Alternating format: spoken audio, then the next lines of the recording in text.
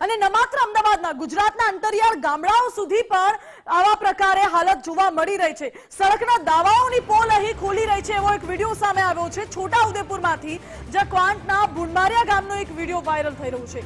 સગર્ભાને ઉચકીને 108 એમ્બ્યુલન્સમાં લઈ જવાની ફરજ પડી રહી છે।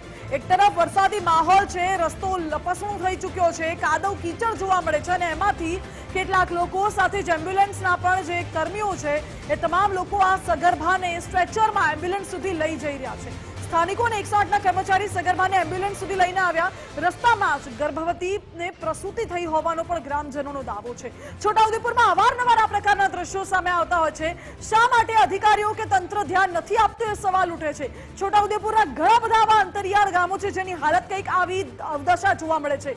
ક્યારેક નદીમાંથી પસાર થવું પડે, ક્યારેક પથ્થરોવાળા રસ્તામાંથી પસાર થવું પડે, ક્યારેક પહાડી વિસ્તાર હોય છે, રસ્તો નથી, કાંકરીવાળો રોડ છે। આ તમામ પરિસ્થિતિઓની વચ્ચે છોટાઉદેપુરમાં વિકાસ ક્યાં છે સવાલ ઉઠી રહ્યો છે। છેવાડાના ગામ સુધી વિકાસના દાવાઓ કરવામાં આવે છે। આઝાદીના 75 વર્ષ બાદ પણ હજુ પણ આ ગામ સુધી પાકો રસ્તો નથી પહોંચી શક્યો છે। આજના સમય માટે, સરકાર માટે, સમાજ માટે, તમામ લોકો માટે ખૂબ શરમજનક બાબત છે। વિકાસના કામો માટે કરોડો રૂપિયાનો ખર્ચો કરવામાં આવે છે, પરંતુ અંતરિયાળ ગામોની ઉપેક્ષા થાય છે એવા સ્પષ્ટ દ્રશ્યો છોટાઉદેપુરમાંથી સામે